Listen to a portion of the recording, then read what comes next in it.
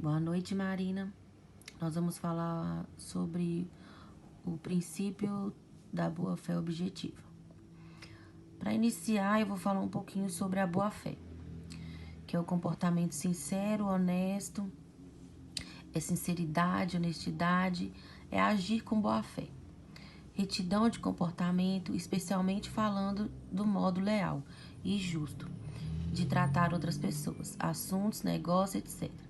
Então, a boa-fé é ser honesto, usar a sinceridade no comportamento, nos negócios, enfim. Aí aqui nós vamos falar um pouco do princípio da boa-fé objetiva. Para a celebração de qualquer contrato, é necessário que as partes atuem de acordo com o princípio da boa-fé objetiva, para que o vínculo produza seus efeitos plenos. Mas, em palavras mais simples, o que é o princípio da boa-fé objetiva?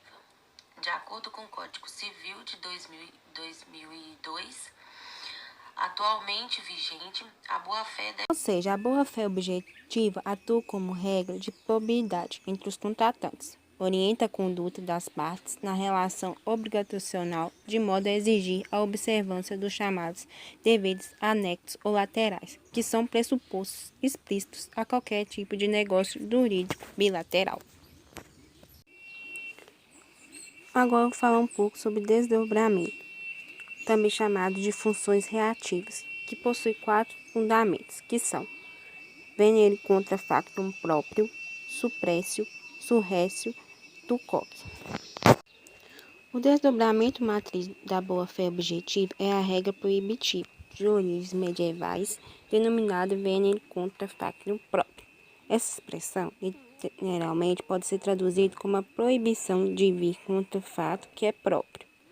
Ou seja, o indivíduo pratica reiteradamente certa conduta, provocando no outro uma expectativa de que aquilo é o certo, e logo após assume comportamento contraditório ao anterior. De acordo com o artigo 278, a nulidade dos atos deve ser alegada na primeira oportunidade em que couber a parte falar nos atos, sob pena de preclusão. Ou seja, percebe-se que a parte não pode guardar a nulidade na manga para usá-la quando bem entender. Suppressio e surressio. O suppressio se consuma quando a parte, ao deixar de exercer um direito por determinado espaço de tempo, vem a perdê-lo devido à consolidação de situação favorável à outra parte, beneficiada pelo surressio. Quando uma parte perde um direito, sofre suppressio. Consequentemente, outra parte ganha algo, ocorrendo o surressio. Lembrando que tem que ser de forma reiterada e não pode ter oposição. Ou seja, suppressio e surressio são fenômenos diretamente ligados como dois lados de uma mesma moeda. E por último temos tucoque, que é usado para caracterizar atos abusivos em desacordo com a boa-fé. Parte-se do pressuposto de que aquele que viola a norma convencionada não pode se beneficiar deste ato, exigindo da outra parte que ela cumpra seus deveres e assuma as consequências resultantes.